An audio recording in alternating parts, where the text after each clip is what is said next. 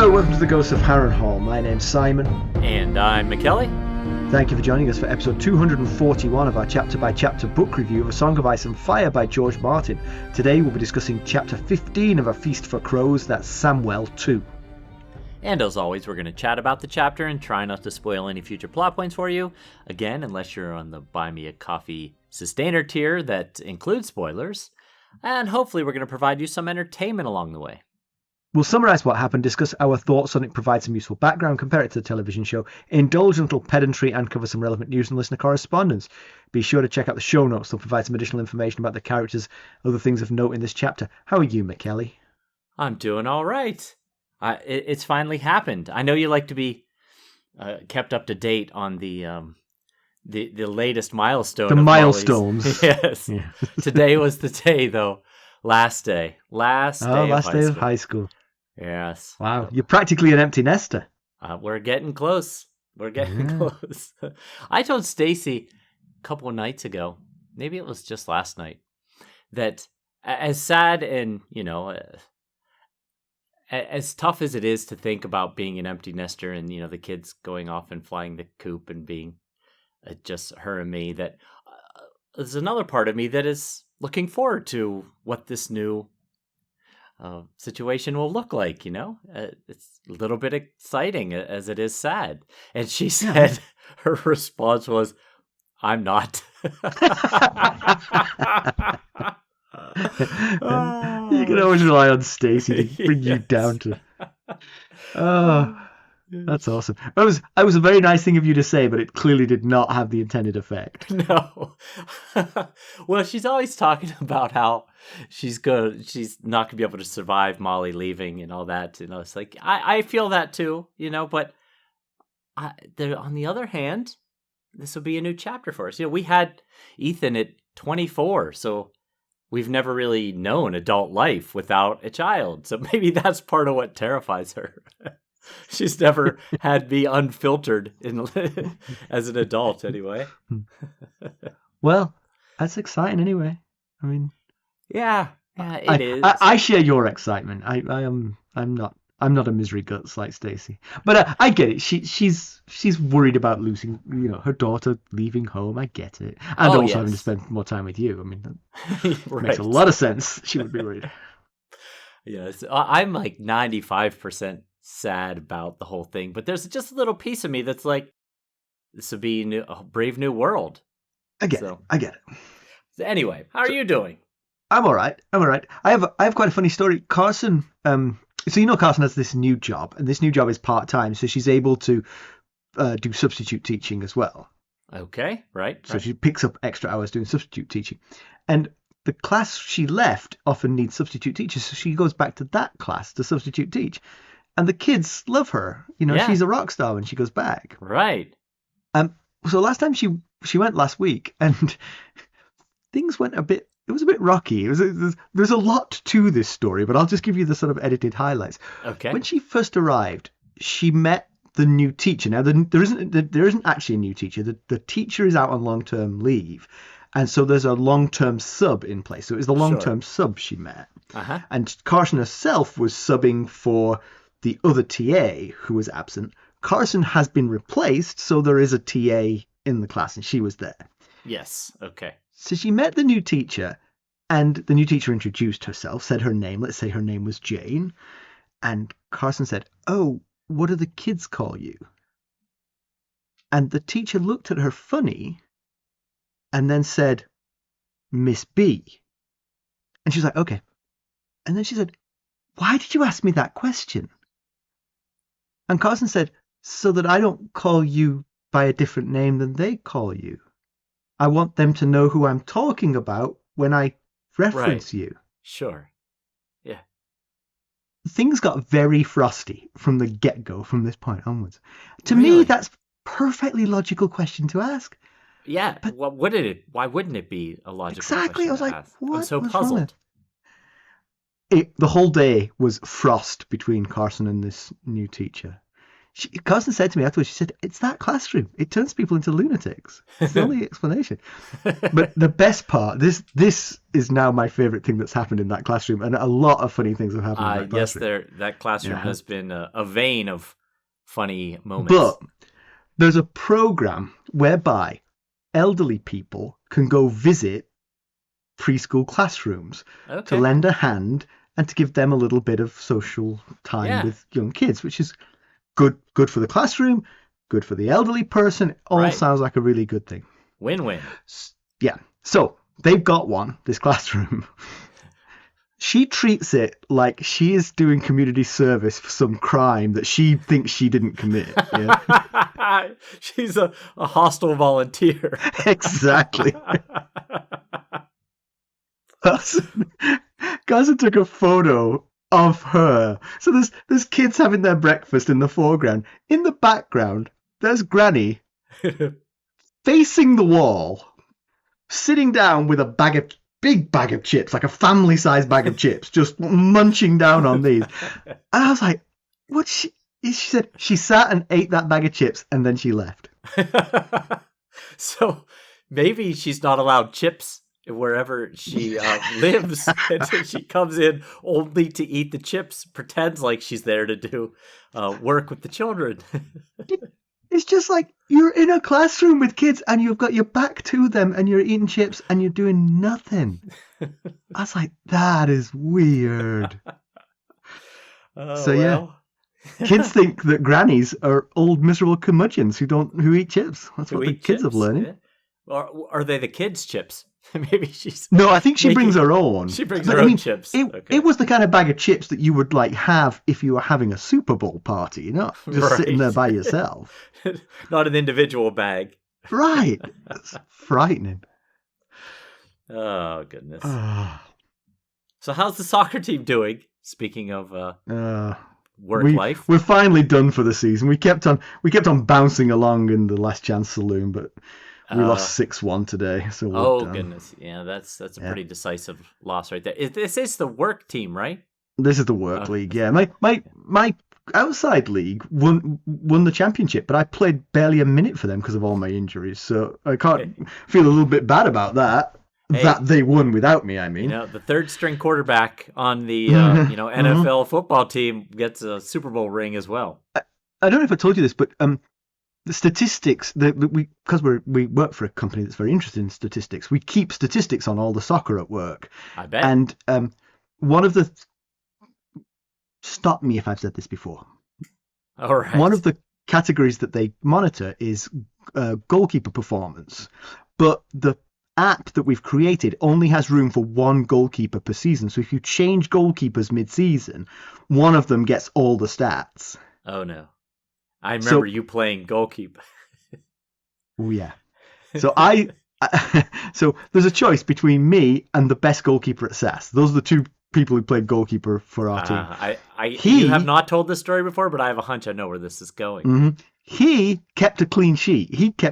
And that's one of the metrics that gets measured in this app. How many clean sheets did you have? I let in a record-breaking number of goals. 44 goals in 9 games. That is a lot of goals, yes. Mm-hmm. I'm not the most up on soccer statistics, but that seems like a significant amount of goals.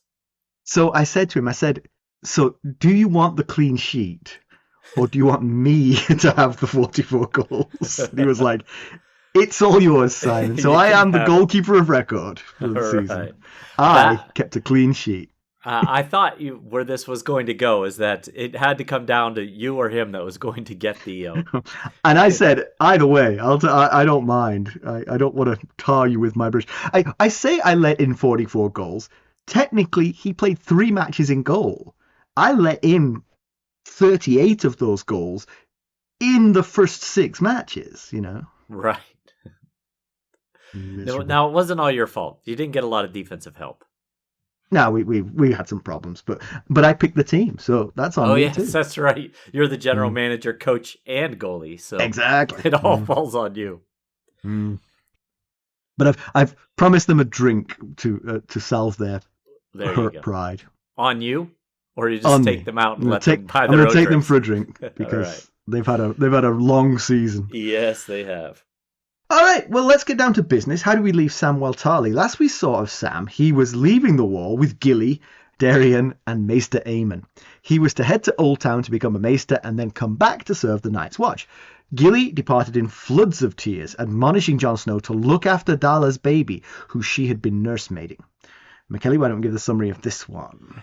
All right. Well, Sam is, of course, seasick on board the Blackbird as it heads south through the Bay of Seals.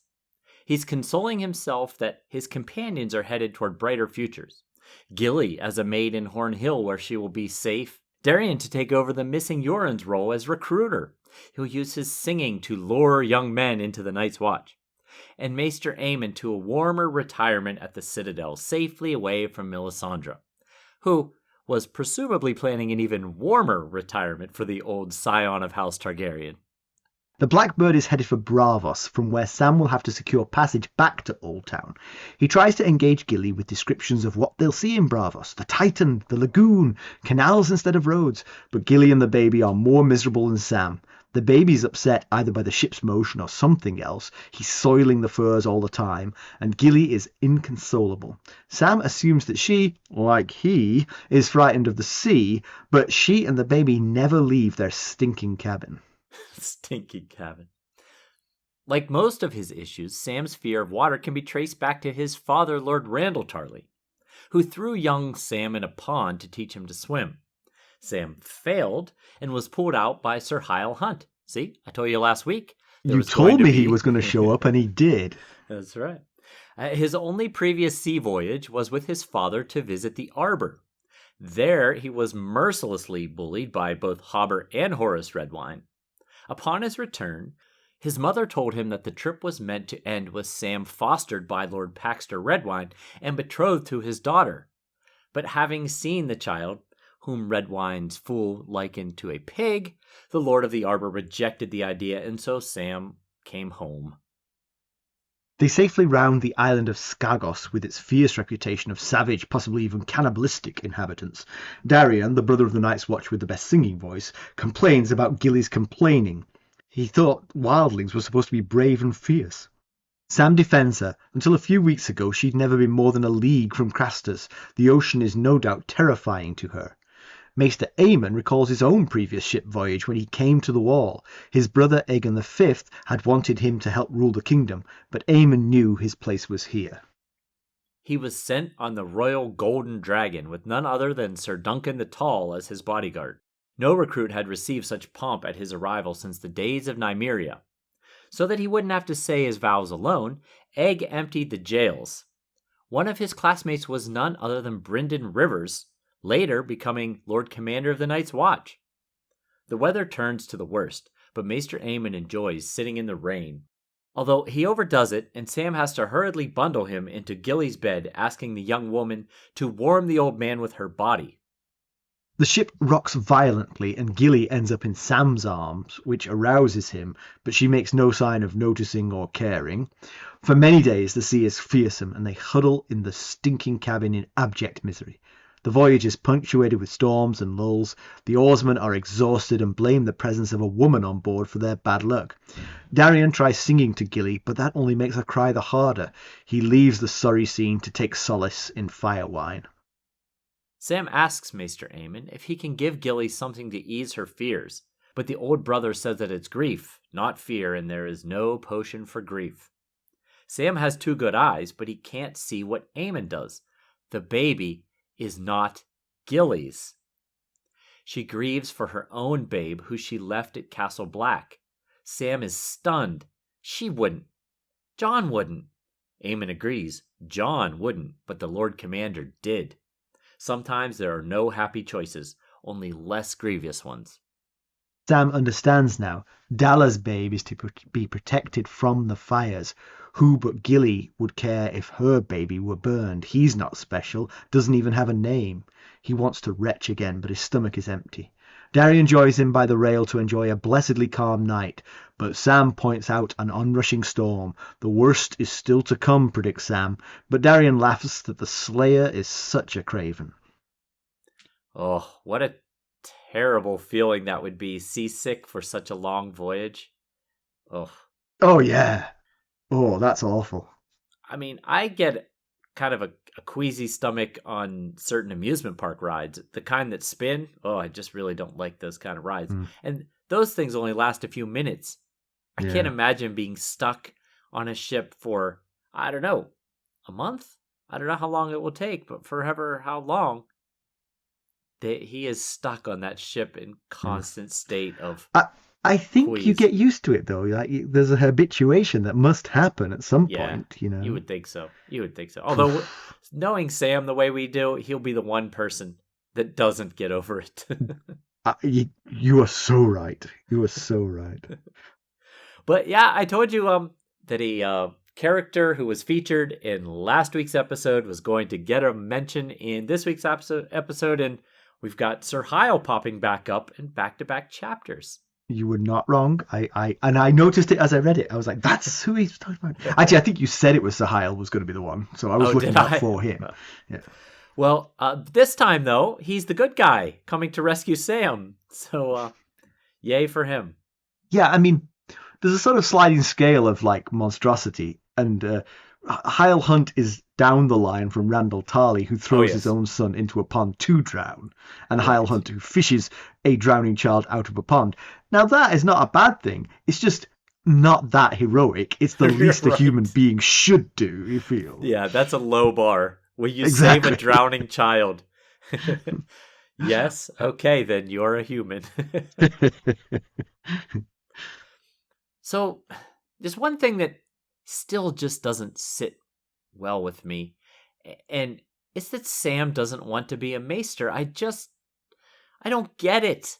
It's the perfect role for him, especially being a maester and a black brother. You know, he doesn't have to leave his brothers that he's come to love, and he gets to be a maester, and a maester does and cares about all the things that Sam does and cares about. Right, and he gets away from all the things that he hates about being at the wall.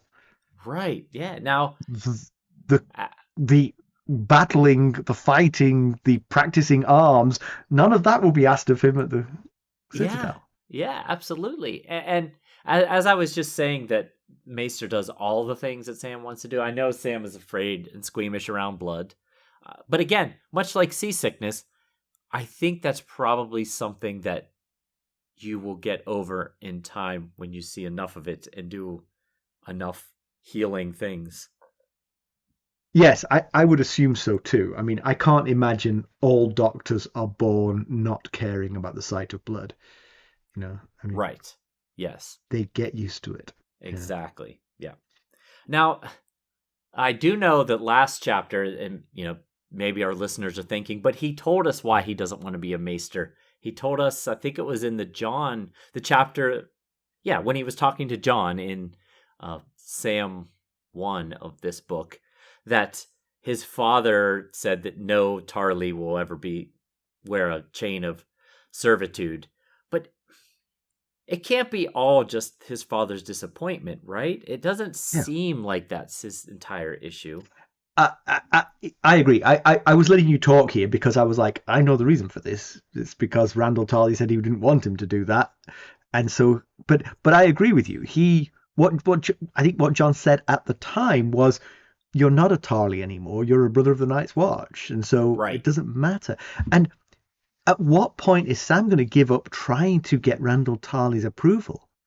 Yeah. I mean, he's sent you to the Night's Watch.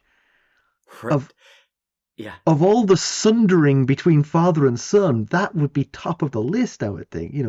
Right. Short of murder. Well, yeah, and in this chapter, I think he has a thought. His father that sent him to the Night's Watch to die. Right. I mean... Right, which is what you'd expect to happen to Sam in the Night's Watch, and pretty much nearly did multiple times. Right, yes. Just during training alone, he survived death on multiple occasions. Yeah, like you said, he's part of a new family now. He is a brother of the Night's Watch, and what he is commanded to do by the Lord Commander of the Night's Watch is go to Old Town and become a maester and come back and be the maester of the Knights of Castle Black, basically. maybe it's just a short-term thing. While he's on this boat, he's like, oh my God, I wish I was back at Castle Black, Yeah. But once he gets right. off the boat, he might be like, woohoo, look at me. Yeah, once I he gets escaped. he gets into the Citadel and he starts, studying the various things that he's interested in studying. Yeah, it's very Exactly. possible he will have a Yeah. complete change of heart here. Yeah.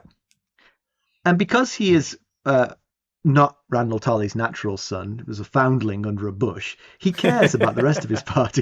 That isn't true, by the way. I'm just saying that because he just is. This apple fell as far from the tree as it is humanly possible to fall. Right. He cares about the rest of his party, and he's very happy, despite how miserable he feels, that their journeys are heading towards a positive end. Again, forgetting the fact for the moment that his journey is also heading towards a much more positive end than he thinks it is. Right.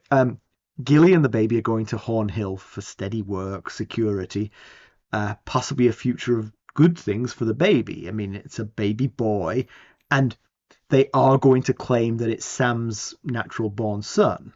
That's been discussed. Whether they go through with it or not, we'll see. But yes, that has been discussed. Yeah. So if that happens, then there's a chance that for advancement for this child. Although Randyll Tarly will be looking for signs of cravenness in this child from the age of about 1 month, I would imagine. Right. If he is not Rickon Stark, yeah, that exactly. boy is going to be a failure in Randyll's eyes if they claim that he's Sam's son. Yeah, and I think Gilly would possibly be happy as a servant at Hornhill. I could certainly see that. And well, I mean, that's been her life to date. Right. Only with being raped by her father. So, if you take that out of the equation, it seems like an upgrade. Absolutely, right. Yeah. And, as you said, possibly a bright future for the baby. Now, that is a ways off. A lot must go right in order for the baby to have the bright future that Sam was thinking is possible. He was thinking if he shows aptitude with a weapon, he could, become a squire and, to a knight, and a squire often becomes a knight himself. So, who knows? He could be knighted someday. So, because it's bad luck for a wildling to name the baby, this baby is as yet unnamed. Right. But of course, Gilly now has the responsibility of naming it, presumably, even though it's not hers. Yes, this is we'll get into all the details of it. Yeah. As we go, but it's a really tough spot. Yeah. So the other people who are going to be happy, Aemon will live out his days at the Citadel. Should be warm. There'll be stimulating discussion for him. Can't imagine him being happier anywhere else than that. Absolutely. Although he, I'm sure, is a little bit worried about him and Sam leaving the war at the same time. I'm sure he would love. Yes. He would have loved it if Sam had got there 10 years earlier and he could have sent Sam to the Citadel and have Sam be back in time for his retirement. Right. Yes, because I think Clytus is like the next person up, and Clytus is an old man as well. His eyes are failing too, I believe, and he's not a maid. Now, he's been a steward for a maester for a long time, but a maester that does not make. But yes. So yes, I think you're very possibly right. Aemon might be thinking, "Oh boy, that could be in a pickle here at Castle Black." But on some levels, he's sort of twinkling his toes in front of the fire, going, "Well, not my problem." I'm just a steward. Boy, I hope you figure out this maester issue soon. But yes, it will be a very nice ending for Aemon. Of course, he has to get there first. There's some distance to go. Yeah, and he mentioned in that Sam 1 that he couldn't wait to sit at the Quill and Tankard and, yes. I think it was drink cider or whatever they sell at the Quill and Tankard. So, yes, hopefully he gets there safe and sound and can live out his remaining days. And Dareon, as we said, is going to replace Yoren as one of the recruiters who tours the realm looking for recruits for the Night's Watch. I guess you have to do that when the recruiter doesn't come home. What else can you do? Yeah. I feel like of these three outcomes we have here, Dareon is making out the best because Dareon gets to wander the realm, singing, which is what he loves to do, no oversight, and make occasional trips back to Castle Black. Possibly he even gets a per diem. We don't know. Maybe there's a per diem that goes along with this job.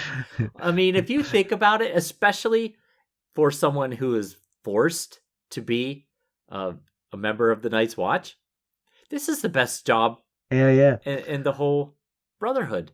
But I'll bet, actually, because of his singing, he's not given a per diem. It's like you go to inns and sing for your supper. That's his per diem. His voice of yours.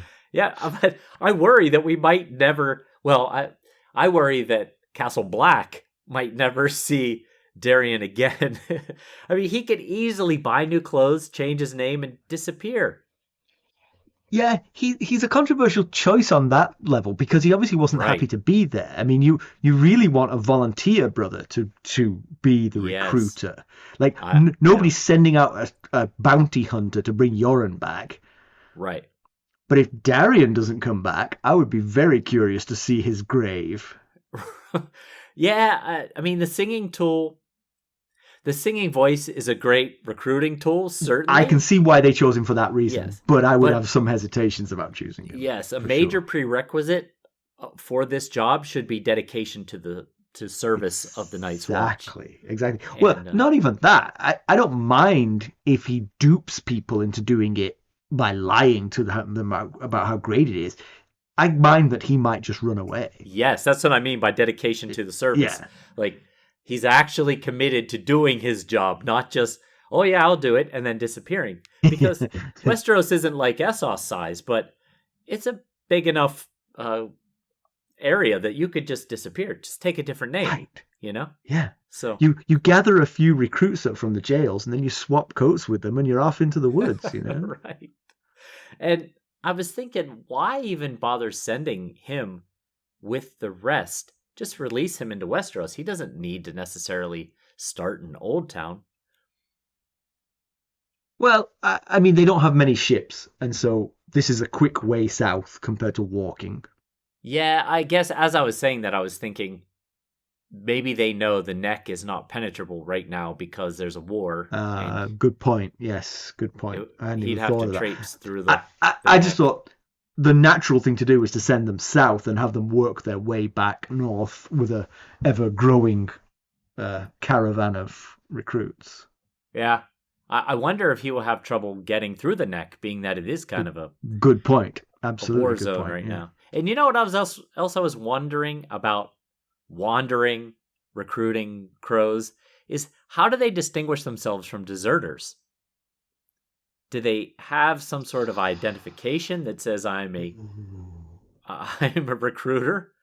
Let's go back to the prologue to Game of Thrones. Yes, that is exactly the thought I had. Yeah, I'm a recruiter, I tell you. Right. They both wear black, you know, and maybe it's the casual manner in which they interact with others. Instead of skulking around, they walk right up to lords and say, "I need to recruit for the Night's Watch." Ned Stark is there with ice above his head, and he says, "Hey, do you want to join the Night's Watch?" "Oh, wait, sorry." Well, good thing you said that when you did. Yeah. So Dareon is confused on how Aemon could possibly have known Bloodraven, being that Bloodraven was thought to have lived 100 years ago or more, and Aemon's answer is, well, we all did live 100 years ago. I was once young like you. And, it's just, I'm sure it's hard for someone as young as Dareon to wrap his head around that this man was once young and what could have still been alive when Bloodraven and Sir Duncan the Tall and Aegon the Fifth existed. Do you have? I know we're talking about Bloodraven in background, but do you have any dates on him? Because it is a long time ago. I mean, yeah. So we find out in this chapter that Aemon was 35 when he went to the wall. He was born in 198. So Bloodraven went to the wall along with him. Okay, so we know it from this rather than... Well, yeah, I'm sure there's information. I can't recall off the top of my head exactly. Basically, Dareon is wrong with how long ago it was. It was actually only 65 years ago, or less than that. I mean, if Bloodraven only arrived at the wall 65 years ago, he had to earn his spurs, presumably.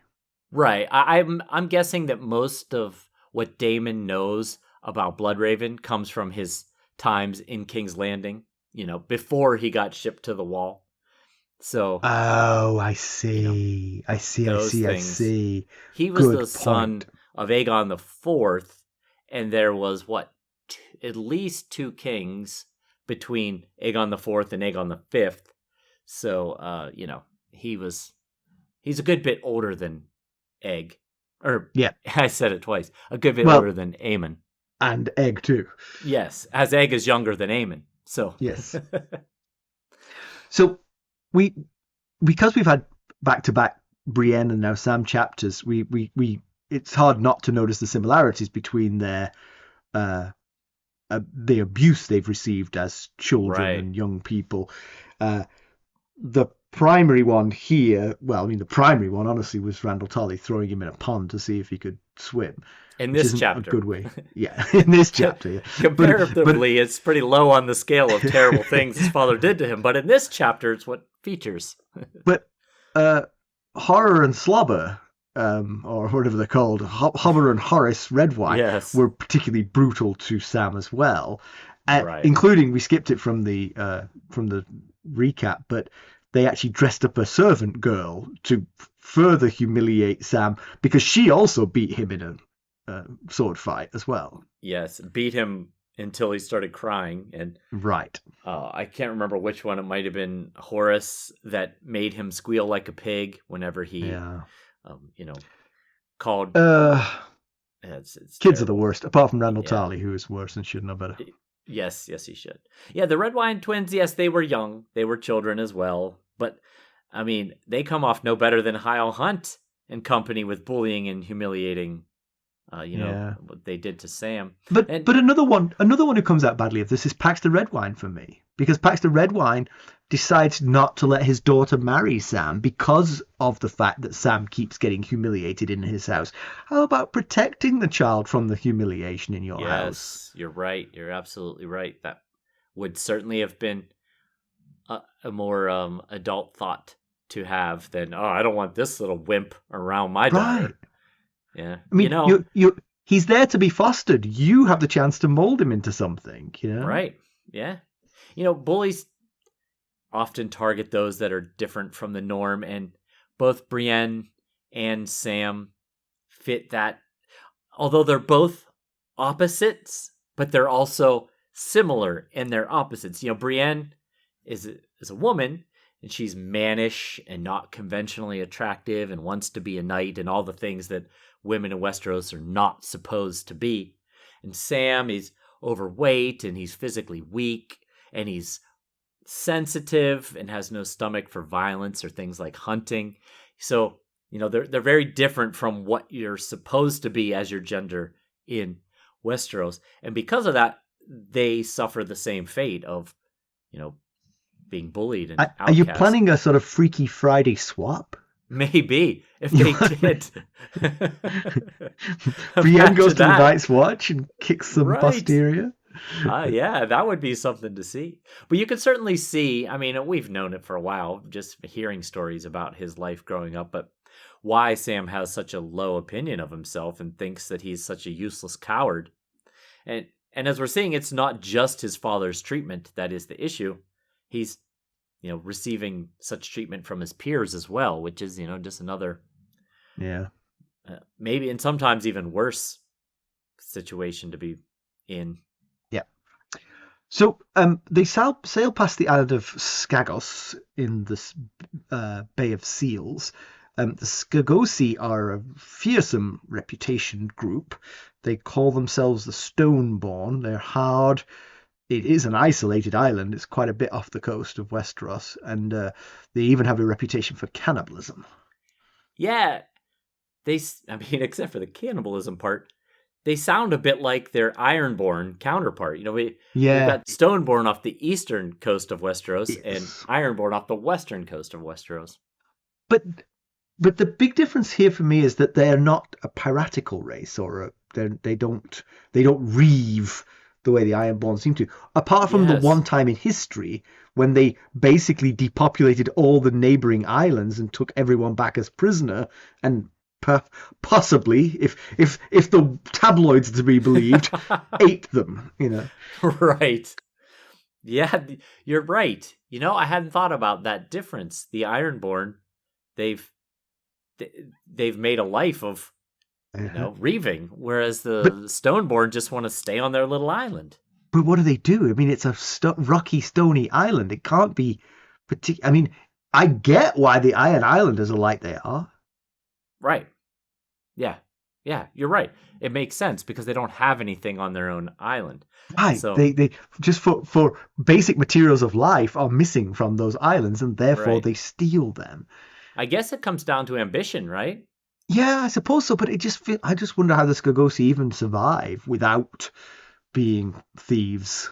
Yeah, Unless they're healthy traders, but it doesn't sound like they no, are. it doesn't. And there is a picture, and of course it's, just probably fan fiction picture of Skagos on a wiki of Ice and Fire. And it looks like an inhabitable island. So I don't know how they're Yes, surviving. right. It must be inhabitable. Yes, that's true. That's true. So I guess there's a way that they're Yeah. surviving. Their population must be pretty low. Maybe what it is that they reap. Right. Don't the Iron Islanders say we do not reap? Isn't that Yes. Yes, their it is. catchphrase? It's not. Is it their words? I think it is their Uh, words. It is someone's words. It might It's be. it's the Iron Islanders. I'm Yes, sure. but I can't remember if a particular house has those words. Oh, it's Greyjoy. It's House Greyjoy. Is it House Greyjoy? I'm very, very confident, Mackelly. Okay, I don't all make right. mistakes with this kind of thing. My mind is like a trap. I But- know but- that. I never doubt it. I never doubt it. Maybe the Skogosi could teach them something. Maybe that's the difference. Here on Skagos, they're farming. They grow Right. crops. They eat year round. They're healthy. They don't have rickets or anything. Why are you idiots not reaping? Right. You could be totally self-sustained if you just Exactly. reap. Hey, something I wanted to mention about Sam and Brienne, another similarity we were talking about earlier. That last week we talked about Brienne's life being different if her betrothed had not died, the Karen boy. And this chapter we discover that Sam's life might have been different if he had not had that terrible experience at the Arbor. If it had worked as him becoming a ward of Paxter Redwyne, he was going to be married to Paxter's daughter, Desmira, and heir to Hornhill. Maybe that would have changed his complete trajectory in life. So, Yeah. There were opportunities in Sam's childhood to turn him into what you wanted to turn him into. And more than one person had that opportunity, and they all failed to do so. yeah. Maybe Sam is living his true nature now. Right. But with a little bit more molding and guidance, he could have been what, or closer to, an acceptable level of what they wanted. Yeah, right. And a Redwyne marriage seems more fitting than the Dickon Tarly Eleanor Mooton Yes, I thought that as we were looking at this. I was like, wow, here you go. That's more like it, a red wine Right. wedding. That's the Tarly level. Yes, I agree. Don't settle for a Mooton. Would you have a red wine? It's weird how snobbish I've become about rich families. Can I just say, although I was correct, it is House Greyjoy, I got the words wrong. They don't sow. They don't sow, right? I knew don't- they something definitely- didn't feel right. They definitely don't reap either, but they don't. Maybe they do reap. Maybe they go off and steal people's crops. Right, yeah, because you can't reap if you don't sow first. We definitely don't sow. Occasionally we will reap. Right. It comes up with the reaving. Actually, typically we enslave people and get them to reap for us, to be honest. Right. So the sailors on the ship, on the Blackbird, think that Gilly and the baby have cursed them. and that they need to rid themselves of the pair in order to, right the curse, basically. I will say that I've heard these things before, that sort of women on ships bring bad luck, sort of thing. But Right. in a nation like Westeros, where you've got the narrow sea dividing you from Essos, there must be women on ships all the time. I agree. You've got to Yes. get over yourselves. Now, maybe these sailors have been brothers of the Night's these are Watch. brothers of the Night's Watch, right? So they're very unaccustomed. But I mean, I'm sure they weren't involved in bringing them here. But Queen Solace and Shireen are at Castle Black now. They had to take ships to get there. Melisandre's there. She had to take a ship to get there. But maybe it's a matter of your standing, basically. Yeah, sure. This gets said to Gilly. It does not get said to Melisandre. Right. And they also mentioned that, the baby is a product of incest, and that's worse than anything, they say, and so they need to get rid of the abomination. Well, there's a get out of jail free card there, but you probably don't want to spread that word too widely. Although actually, the whole point of the plan is to spread the word quite widely. I guess so. Yeah, we'll talk about that plan here in a minute. But, I know. Yeah. But I do find it scary for Gilly and for Sam. Both have enough to deal with here, with the storms and the baby's digestive issues and Sam's vomit. The last thing they need is a worry of them being Gilly and the baby being killed, thrown overboard. Yeah, yes, that'd be great. Yeah. I did think that the baby's digestive issues was sort of hinting at the fact that it wasn't her baby, but in actual fact, she'd been the wet nurse for the baby at Castle Black, so that isn't the source of the baby's. Right. It felt like that's what he was getting at, but then maybe the baby is seasick too. Right. Yeah, you're right. The baby she has been the baby's wet nurse his whole life. Yeah. But yeah, you're right. Maybe the baby is reacting to how upset Gilly is. They do say that, yeah. The sort of like the mother's life affects the chemicals in the breast milk. So, okay. If a woman is happy and content, typically it's got more beneficial effects than if she's unhappy and stressed. Okay, so that maybe we're onto something here. We are, I think so. Sorted that out. All right. Sam can't figure out why the consoling words make it worse for Gilly. It's just an adventure. You'll tell your son someday. Once you know what you know, Sam, then you'll know why those words are going to make her more upset. Yes. She also burst into tears during Dareon's lullaby. And once you know the missing piece of the puzzle, then the whole puzzle becomes a lot clearer. And, as Aemon says, you have two eyes and you can't see. It's the blind man who points out the switch and the reason for Gilly's misery. Yeah. Possible he was also in on the plan. I may be blind, but John taught me through this. That is something I hadn't considered. Aemon's role in the. I assume Aemon is astute enough to realize what's going on, without actually being told. But right, no, yeah. Right. So let's get to this. This is sort of the biggest sort of like part of this chapter is Gilly's baby. Yeah, it very much is. It's awful and it's brutal for everybody concerned.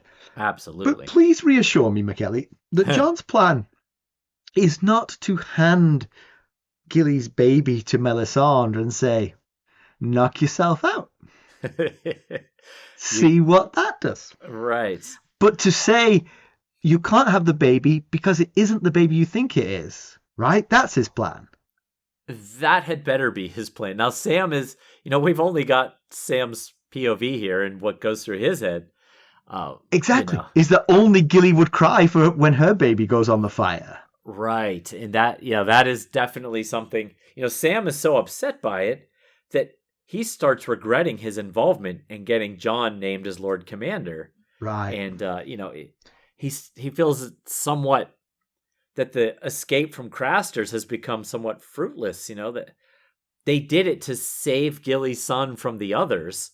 And now he feels like Jon might just hand over Gilly's baby to Melisandre if she says, I'm going to burn a baby. And now what I hope is going to happen is he was going to say, that's not Dalla's baby.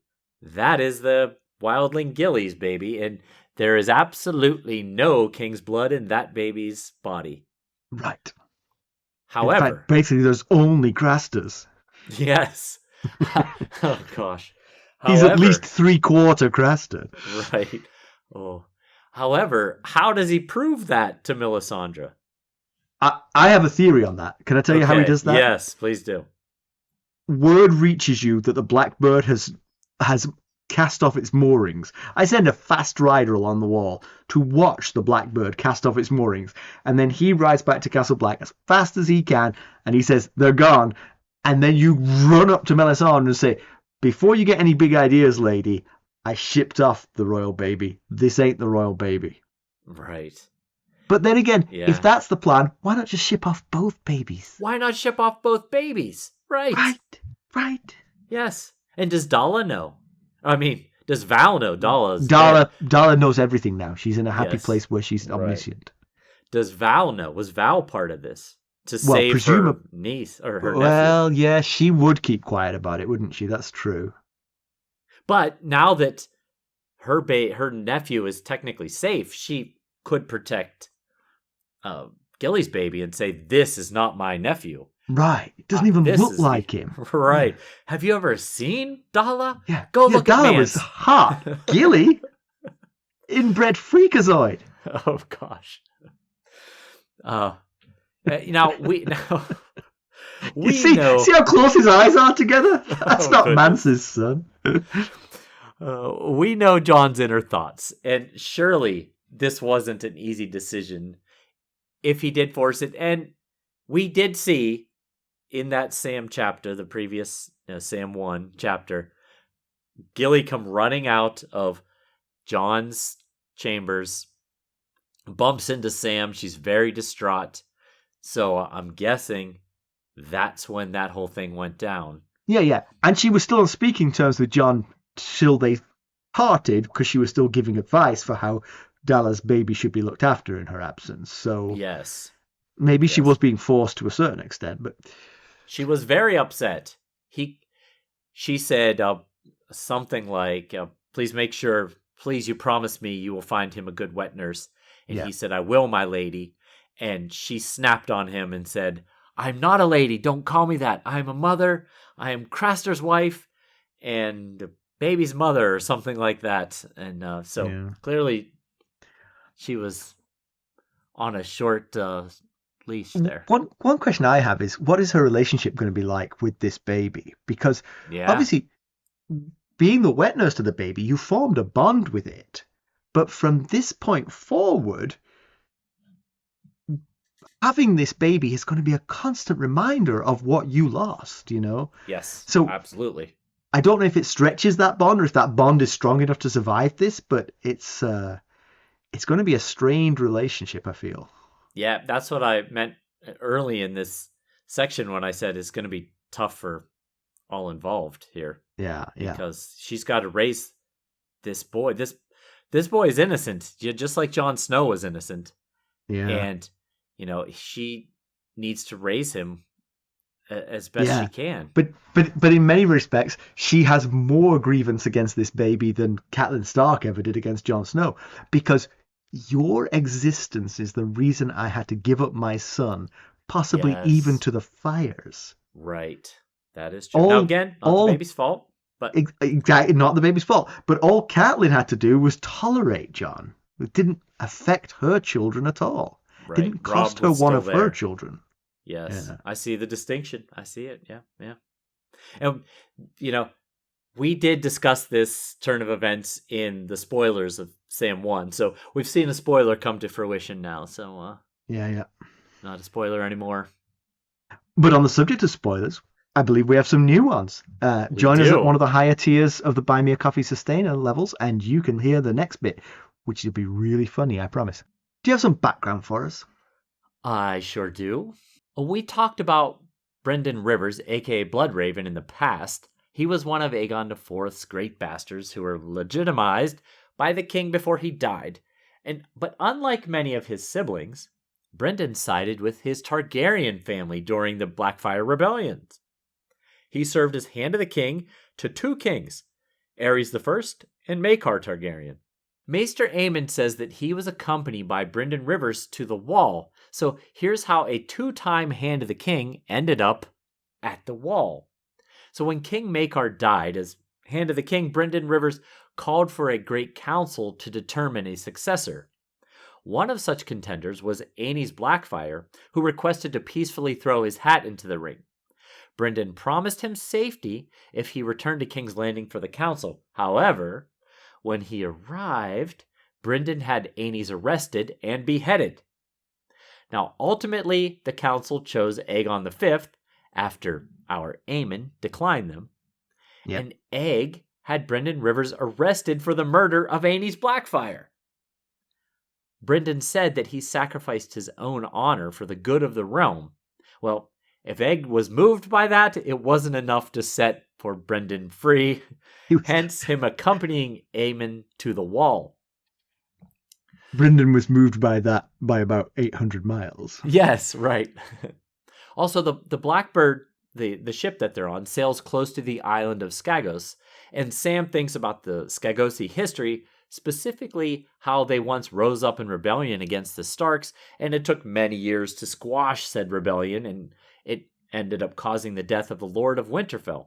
Well, that Stark was actually Barthagen Stark, aka Bart Blacksword. He was Lord of Winterfell during the reign of King Dareon II, and he was the 4th son of Cregan Stark. He became Lord of Winterfell when his brother Jonel died and left no heir. Actually, Bran pointed him out when he was going through some of the tombs in the crypts of Winterfell when they were hiding down there. Interesting. So, that's what I got for you. Yeah, thank you. In comparison with the television show, Maester Aemon dies of old age at the Wall, so he does not accompany them on this impossibly arduous journey. But before he died, he did dream of Egg, so that idea was kept in the TV show as well. There's no Dareon either, so it's just Gilly, Sam, and the baby on the ship. The whole Gilly Jon switching the babies plot was dropped because there is no second baby to switch. Okay, that's an important issue there. Yeah. So Gilly is a paragon of chipper happiness on the boat while Sam is blowing chunks. Well, that's a bit of a difference for sure. Mm-hmm. At this point, Sam points out to Gilly that she won't be admitted to the Citadel, and he presents the idea of Horn Hill, but doesn't suggest passing the baby off as his. But possibly foreshadowing that plotline, Gilly refers to Sam as the father of her baby. Oh yeah, they got it on at Castle Black. Okay. Mm-hmm. Okay. And I'm pretty sure they're headed straight for Old Town, not going via Braavos. But maybe I'm wrong about that. You know, as you were talking about this journey being impossibly arduous, I started thinking about poor Marcella. I sure hope her journey wasn't beset by this many storms.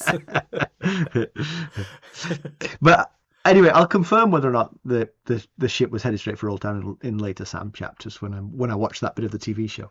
Okay, good stuff. Pedantry Corner. So this is TV pedantry. That is season 6, episode 3. This is way down the line from the rest of the story. So. Yeah. Yes. So TV pedantry, the timeline of the baby gets a bit screwy. They stay up on the wall so much longer that if he were a Stark, he'd be a man grown.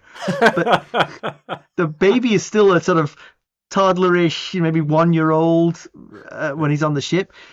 He should be like 2 or 3, I think, with the timeline sort of happened. But you know, that's the TV show. They've got their own issues. Right.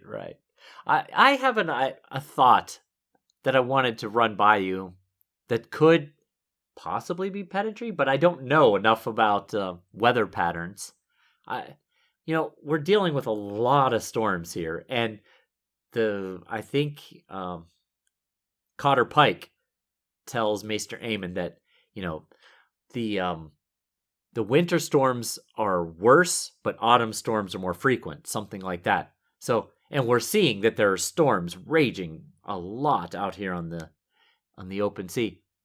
But we have a lot of chapters that take place in King's Landing, which is a coastal city on the east coast of Westeros. But there's no mention of major storms rolling in off the narrow sea, and I just wondered, should there be?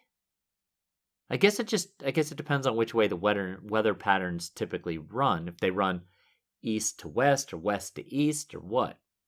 Or maybe these are just small squalls that seem huge when you're a ship out in the middle of the sea. I don't know. I mean, obviously, we're a long way from King's Landing, so the weather up here could be different. Right. But it does feel like... I mean, think about the east coast of the United States. It feels like the sort of Carolina-Georgia border is as susceptible to violent storms as Newfoundland, Nova Scotia. Right. But maybe if you go far enough south, Florida, they get hit by storms, but generally their weather is more placid. I don't know. Yeah. I don't know the answer to that question either.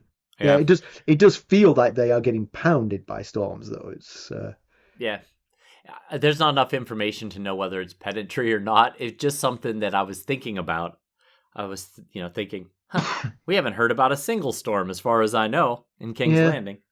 But like I said, maybe these seem like huge storms when you're a small ship in the sea, when really these could just be squalls that are popping up and fizzling out before they make it to landfall. All right, what about some news and notes? Well, so we don't have a lot of news and notes today, but we do have a bit of, I don't know, sad news or just news. I don't know. Just news. We're closing our threadless store of GOH merchandise at the end of June of 2024. So by the time this episode goes live, about 3 weeks from now, really, it's just not paying for itself. So we've decided that it is time to close up shop. So I will say, you've got 3 weeks. If you had any interest in buying GOH swag, now is the time to get it before it is gone. So, a little bit sad, but it's okay. I mean, it is. It's okay. We have to focus on the things we can focus on.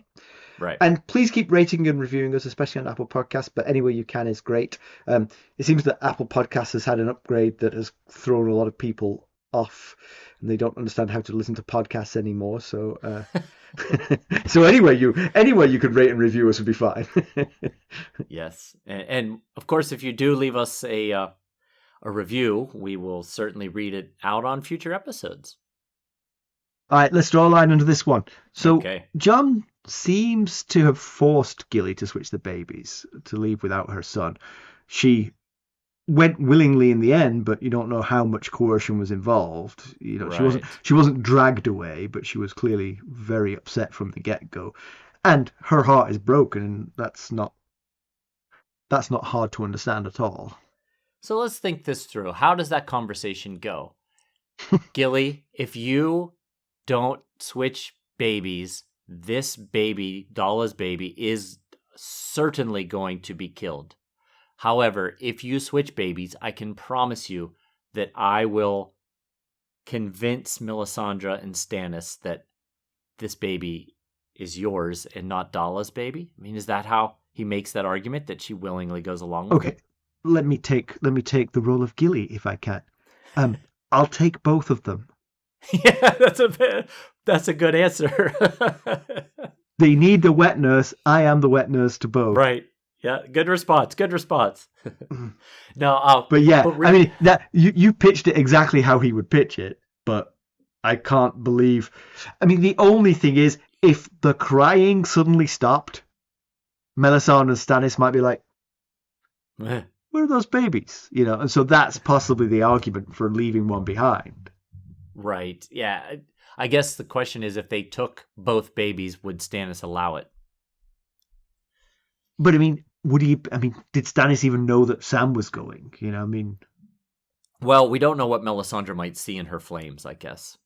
Yeah, I suppose so. Good point. It's a concern. Good point. But yes, ultimately, to your point, I think that is the primary point of this chapter, is to get out the news that the baby is not Gilly's baby. That is pretty much what we were doing here in this chapter. Yeah. It changes everything, really. I mean, Sam was happy. He was going along with this plan because he was happy that Gilly and the baby were going to be taken care of and would be themselves happy in Horn Hill. Now he discovers Gilly's been torn from her son.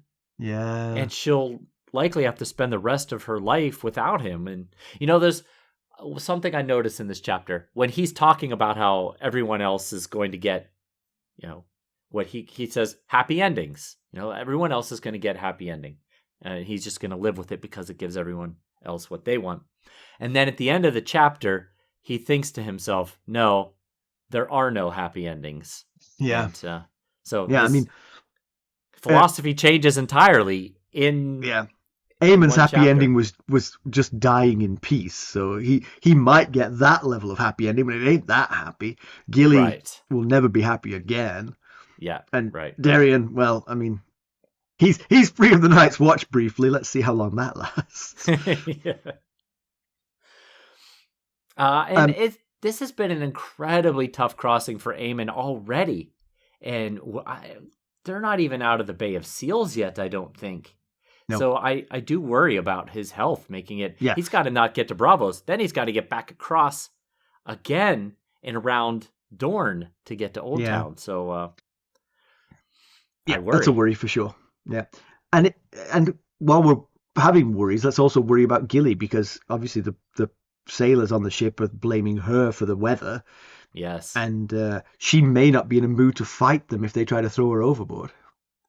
And, Sam, his plan is to protect her. He keeps a sharp knife by him at all times, and he follows her whenever she leaves the cabin.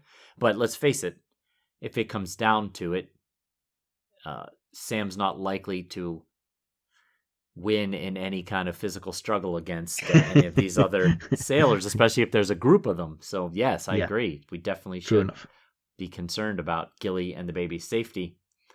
But if the Blackbird doesn't sink, we might have a second POV in Braavos. That's true. Yes, there is another POV. Arya's there. And, is there a chance that Sam and Arya could meet up? It's a big city. Yeah. So, not likely. But, both of them, their favorite person is Jon Snow. So there would be so much to talk about if they could meet up. And he will look like they both will speak Westerosi, the common tongue. Yeah. So that might bring them together. And he will look like a brother of the Night's Watch, which might attract her eye. Yes, he will. And what had she wanted to do originally? She wanted to get to Castle Black. She wanted a ship to Eastwatch when she left Salt Pans. So could he possibly... Okay, I'm totally theorizing now, but say they do meet up. Could Sam take Arya with them to Old Town? At least she wouldn't be alone in the world, and maybe then he could get a letter to Jon and say, I have your sister with me in Old Town. Or even just put Arya on the Blackbird, which presumably is heading back to Eastwatch. Oh, right. Yeah. Where else is it going? It's the Night Watch ship. Yeah, that's true. It probably is heading back. Yeah. We'll see. Who have we got next time? We are going to head back to King's Landing, meet up with Jaime. He's probably going to get abused by Cersei, I would imagine. Yeah, he's getting some Mad Queen vibes from his sister, so you're going to want to stick around and hear about that. All right, there's still 4 ways that you can help us for now. You could leave us a positive review. You could buy merchandise for the next few weeks at ghostsofharrenhal.threadless.com. You could buy us a cup of Arbor Gold at buymeacoffee.com/ghostsharrenhal, where you can join us at any of the various sustainer levels. There's a tier to match your budget and your interest, and the higher tiers will get you the spoiler section. You can make a donation directly to us at our website, ghostsofharrenhal.buzzsprout.com. And hey, if you're looking for more ways to interact with us, keeping up on the latest... That's right. Keeping up on the latest Ghosts of Harrenhal news and developments, well, then I suggest you check us out on our social medias. You can follow us on Twitter at Ghost Harrenhal, or on Facebook, Instagram, Discord, and YouTube. Thanks for listening. Thanks. Bye. Bye.